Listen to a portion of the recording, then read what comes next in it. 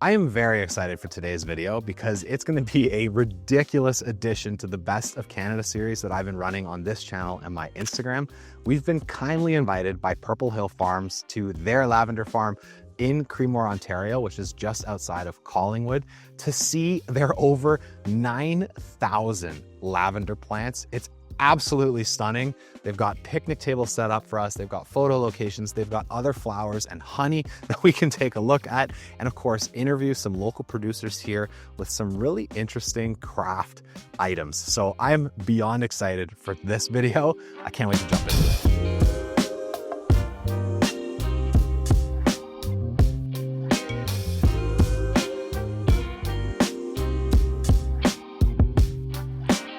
This charcuterie board is looking insane. Oh yeah, absolutely, that charcuterie board. Yeah. Okay. It's hefty. Yes. Okay. Well, we've managed to get the owners of the farm. They're two sisters, Emma and Jessica. You want to introduce yourselves? Tell us a little bit about the Purple Hill, your stories. This farm is our family property. Parents bought it and built the house in the late 80s. We lived here during our childhood. We moved off to the city and then just really dreamed of that country lifestyle. So we moved back and started the farm in 2016. That's when we planted this field here that you can see. And we've just been growing and expanding since then. First thing I want to do while we get here, before we get into things, is a little bit of a tour. We've got our first lavender bouquet here. This is looking pretty crazy. I've never seen lavender up close. Take a look at this. They're leaving these bouquets everywhere.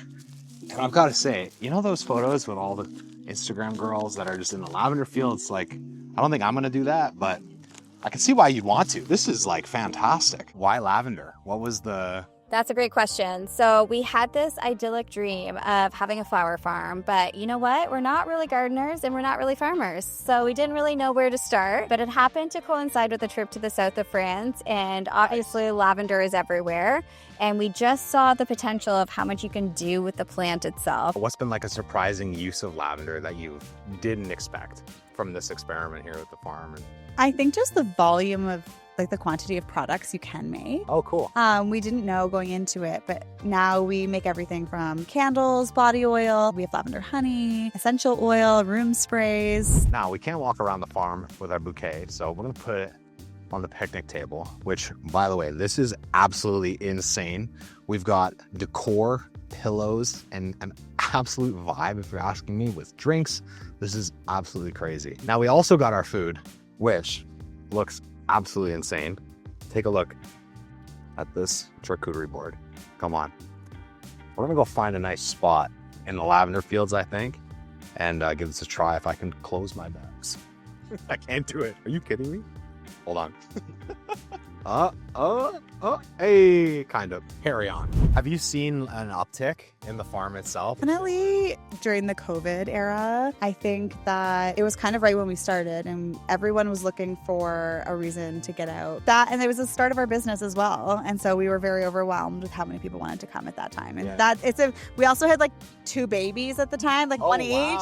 And so we were like trying to juggle it all. And we were like, this is insane. And I don't think we'll ever forget that summer. Yeah, for sure. It was probably crazy. But it was also a good feeling because we had just opened. It was like, okay, this is actually something that people want to do. Yeah. So it was very rewarding at the same time that it was like, okay, we're on the right track. We feel like this is our purpose in life and being able to create something beautiful, but that means a lot to people. All right, and we're going to take this box since we finally closed it. We're going to find a nice spot in the lavender fields. You've got to see what they've done in these fields. I think it's such a crazy idea.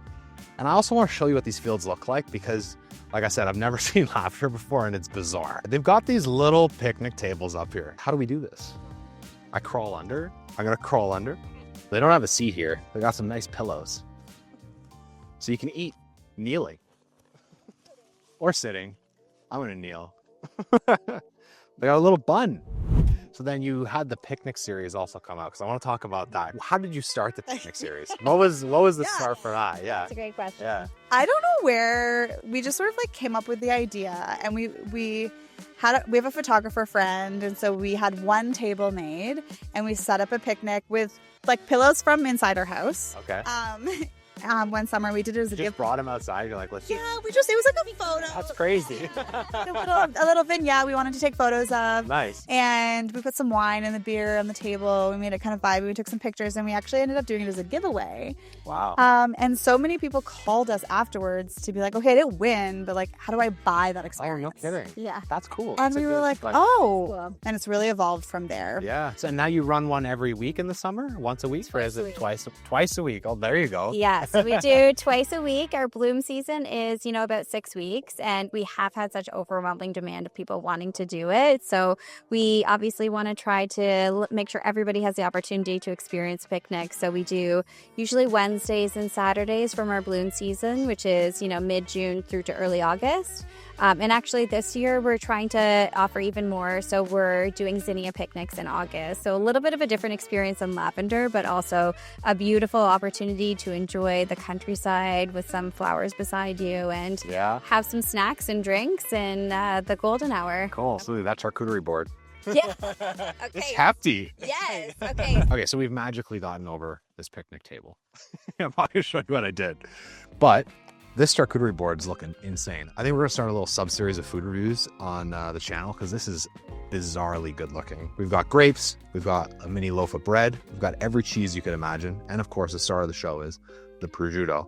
So before we carry on, I think we got to have a little snack here. See what we're missing out on if we don't have some of this. This prosciutto is insane. There we go. That's really good. I'm gonna go with 8 out of 10 to be honest, because I'm like pleasantly surprised right now. The cheese was also fantastic. But we're gonna finish this because there's so much more here I want to see. They've got this massive, giant purple Muskoka chair down the field, and I really want to walk through this lavender field right now and keep sweating sitting here because it's 35 degrees out right now. We're gonna go check it out. So my husband's restaurant, Milo and Loretta's, makes all the cool. charcuterie boards for us. Delicious. And yes, he's had it in his family for 40 years, the 40th anniversary this year. Wow. And it's kind of known as a real, country fine dining restaurant and good portions and good food. It's unreal. Yeah. Supporting local. I love it. Yeah. And so then the last question I have is you don't only have lavender here though. You've got a lot of other things on the property that are underrated. So we've been trying to experiment with different wildflower fields. So currently right now we have a poppy field that's in bloom. That looks beautiful. I've never seen a poppy in person, so I'm actually kind of shook right now because growing up, the only affiliation you have to poppies is like the Flanders Fields poem, which sounds crazy, but it's true. When am I ever going to see poppies? I've been to Belgium, didn't see any poppies there. These are stunning. These look beautiful. These are crazy flowers. They've also, like I said, have a ton of different photo installments around the area. So they've got this bench for all the influencers in our world to take photos amongst the poppies. This is actually really, really nice. Thankfully, there's a breeze, so I'm not dying right now. But this is absolutely awesome. They also have wildflowers here, so I'm guessing these blue ones must be a part of that. Kind of sprinkled in and amongst the poppies. There's also looks to be like different types of lavender varieties, but you're basically in this sea of red, blue, purple, and white flower varieties. It's nuts. And then we also have another wildflower field that has different wildflowers that pop up throughout the seasons. I saw the poppies. They're like That so red, and like I've never seen poppy in person before. You are not the first person Yeah. to say that. Like, It's amazing it's because true. of how much we talk about poppies with Remembrance Day, and people are like, wow, I can't believe I saw one in real life. All right, and this is the purple chair. Way too many people take Instagram photos here. And of course, when you're in a lavender farm, you got to take advantage of all the opportunities. This thing's huge. And honey. Yes, so we Wild do flower. also. So before we had our own beehives, we were noticing that the bees were just flocking to lavender. And we were like, where are they coming from? Apparently bees can actually travel within 5-kilometer radius from their hives, and they will go to wherever they get the best nectar. So we were getting bees from all over the countryside coming here because they love lavender nectar. So we thought, oh, that's interesting. Well, why don't we have our own hives? So now we have 8 beehives, and we make our own lavender honey. It's pure, natural, unfiltered honey. It tastes amazing. We did have a bear break into our beehives recently, so just a reminder that we live in the wilderness. All right, now this is the honey that they were talking about. I love farms. Like, this is crazy.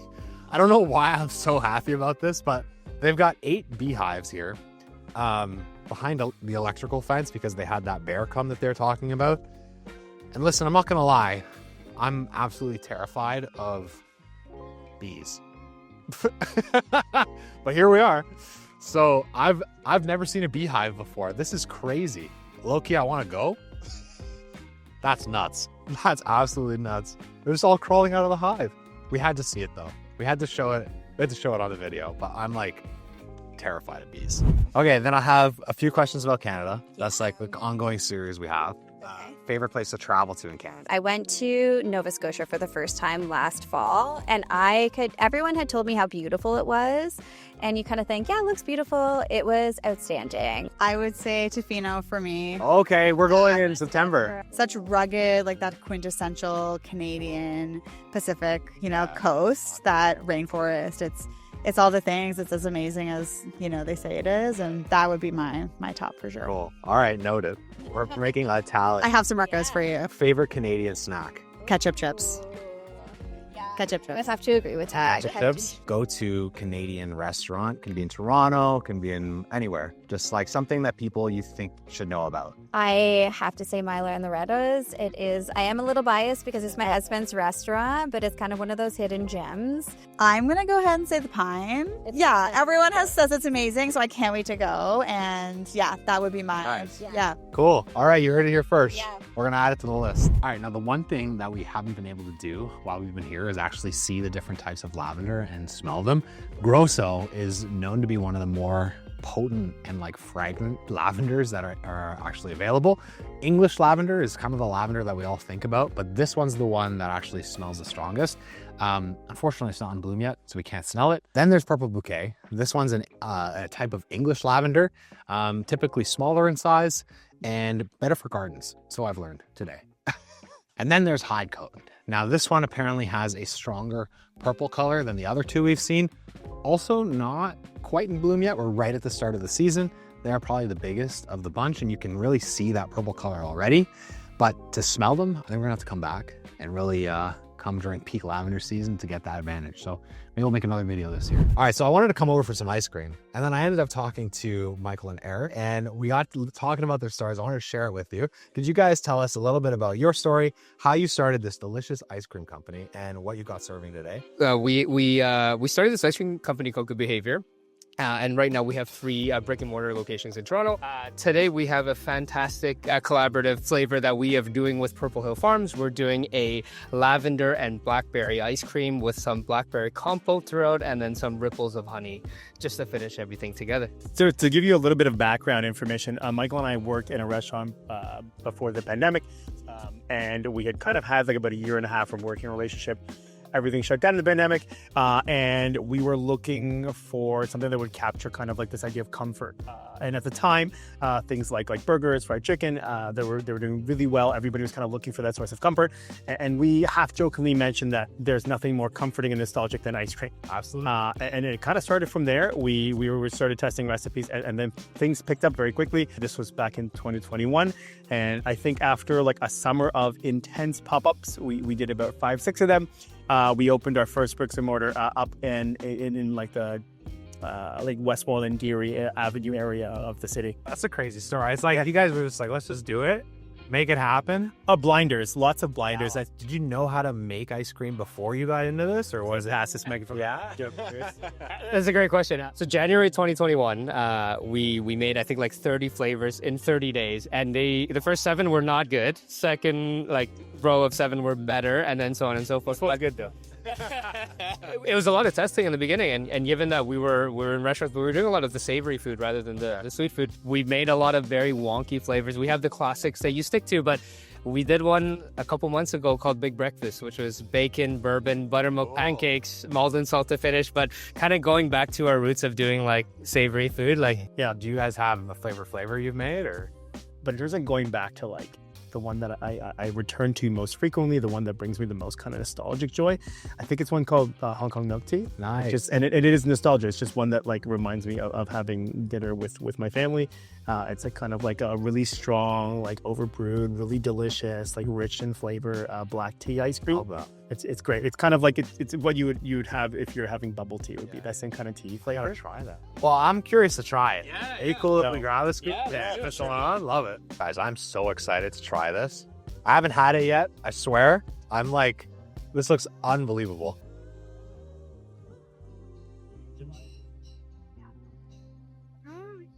That's ridiculous. That might be some of the best ice cream I've legitimately ever had.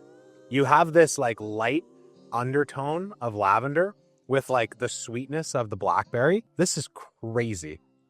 I'm gonna find them at every festival. We're getting this ice cream. We've got a little bit more of this field also to see, so we're gonna go and check it out before the sun goes down. This has been an unbelievable experience. If you're looking for something to do near the Collingwood area and want maybe either a stop along the way or honestly, even a little experience in of itself, this is a place you need to come to. So I'm super happy we were able to see this. Definitely one that's worth saving. An awesome addition to the Best of Canada series on the channel, and hopefully there's more to come. So with that, I want to say thanks for watching, and I'll see you all in the next one.